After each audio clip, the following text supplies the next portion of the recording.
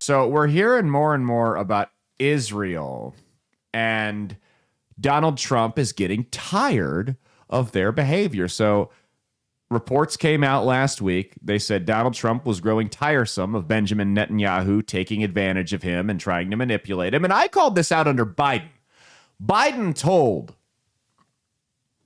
Benjamin Netanyahu and Israel, if you're going to continue to take our guns and you're going to continue to take our money and support, you're not to go into Rafah until we give you the green light to do it. And Netanyahu went ahead and went in anyways. Now, whether you support Israel or not, whether you supported Biden or not, I certainly didn't, you should be upset by the fact that a foreign government whom we're funding and we're providing, whether you agree with Biden or not, you should be upset by how little of respect that country had for us to just march right in there and do it anyways.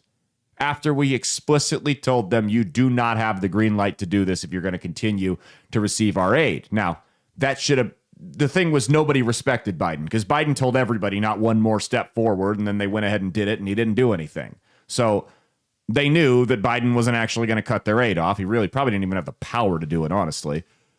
So they went ahead and did it because they had no respect for him. The same way China didn't, same way Russia didn't. None of these countries respected Biden.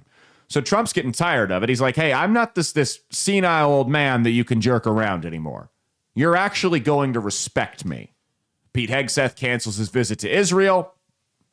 Pete Hegseth's very pro-Israel, as we know, to a fault. And then Donald Trump comes out and says something interesting. Donald Trump comes out late last week and says, early this week, and says, I think the U.S. might go ahead and recognize Palestine as a real state. First time in history. Republican conservative president saying that. Now, I don't know if he actually meant that, but he was arguing with Netanyahu, and I think that was the geopolitical equivalent of liking your ex's Instagram post when you're upset at your boyfriend. I think that's what he did. Now, Israel since came out after this, and they said to the they issued a statement where they said unilateral recognition of a Palestinian state will force unilateral actions in response. What the hell does that mean? Is that a threat? Did you just threaten your parents? The people who fund your lifestyle? The people who put a roof over your head, food in your stomach, clothes on your back. You're a 15-year-old kid who just threatened your parents because they wouldn't let you take the car out tonight. That's the equivalent here. What does a unilateral action mean? Now look, there's some evidence. Here's what it means to me. There's some evidence that the Mossad may or may not have had something to do with the JFK assassination. There's also some evidence that they may have played more of a role than some of us are comfortable with in the 9/11 terror attacks. That's some soul searching. And I want to make this clear. I'm not one of these from the river to the sea idiots. I think Israel has a right to exist and they have a right to defend themselves. I question how much of their defending of themselves they should be doing on our dime, but that's a conversation for another time. When I hear unilateral actions, and I know the shady shit the Mossad does all over the world, remember, they may have had something to do with Epstein. There's a lot of evidence pointing toward Epstein being a Mossad agent. But when I know about all the shady shit they've done all over the world, all the shady shit they've done to us, like the USS Liberty, where they attacked one of our aircraft carriers so that they could commit a war crime and we wouldn't know what was going on, it makes me wonder, how long is it till we see a false flag on the United States that's meant to frame Hamas? How long till that happens? Because they have all the incentive to do it, and we know they have the means to do it. I've told you before, Hamas will never attack American soil. Hamas never has, nor will they ever attack American soil. Because they know the second they do, we're not even going to mobilize our military. We're just going to let the dog off the leash and let Israel blow them off the face of the planet. So I would not be surprised if unless things straighten out between Trump and Netanyahu, if we don't see a legitimate false flag terror attack meant to frame Hamas or the Palestinian people, perpetrated by the Mossad, our greatest allies, so we hear, on American soil, that I would not put that past them, because that would either draw the U.S. into a war with Palestine and inevitably Iran, or it would at the very least keep the gravy train cooking and allow us to take, or even maybe push Donald Trump to letting Netanyahu go nuts on him.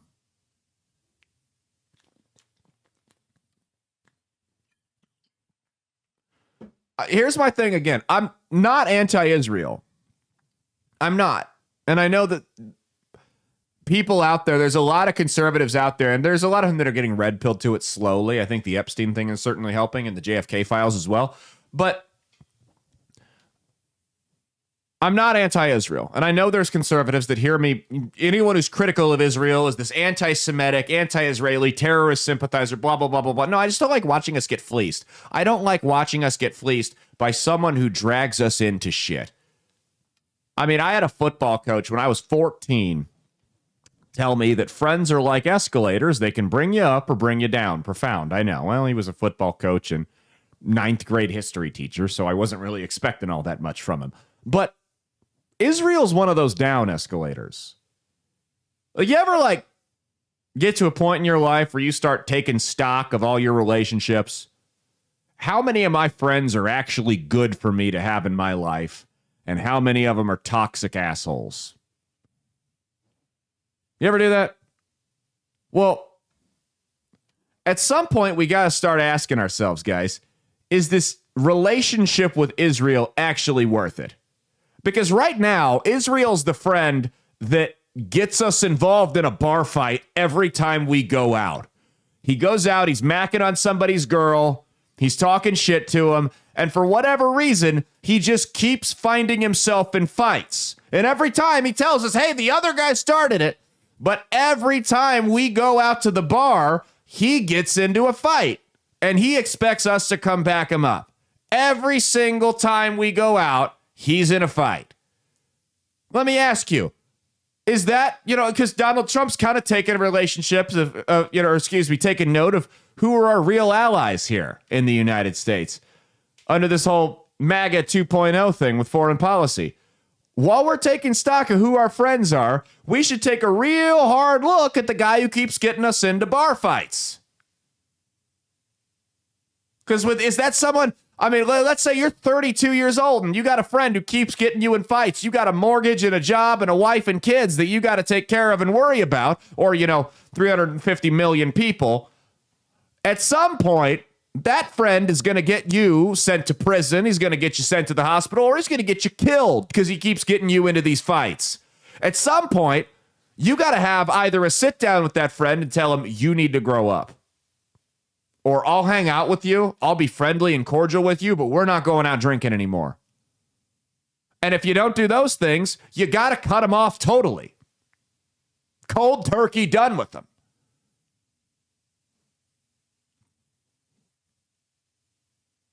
Because what's going to happen here is if Netanyahu continues to go nuts and he really is going to go occupy all of Palestine like he says he is, Iran's going to press the button. And that's going to draw. We're going to have to get involved when that happens. And then you've got World War III. Let me ask you, do you really want to get nuked over some shithole in the Middle East that has nothing to do with us?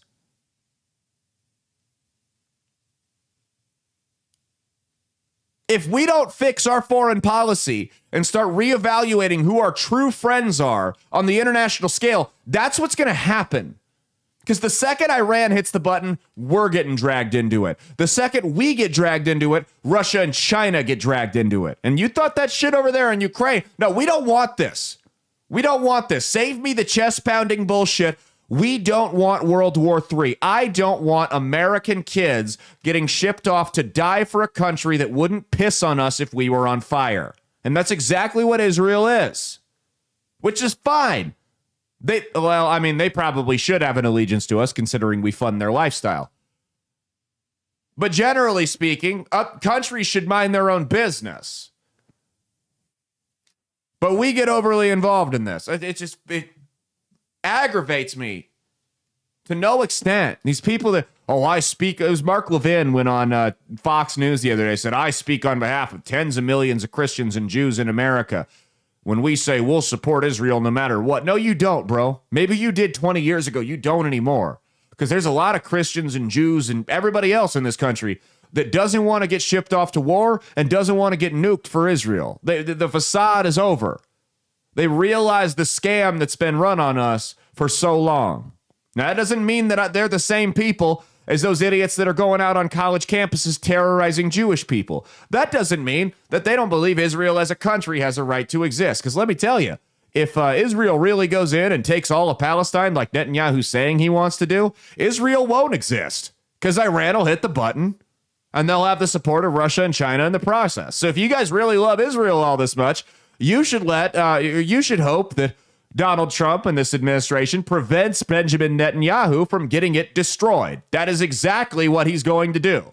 Benjamin Netanyahu, if he continues these aggressive actions in the Middle East and continues to advance and try to take all of Gaza and all of Palestine and continues to wag his finger at the United States, he is going to get more Jews killed than Adolf Hitler.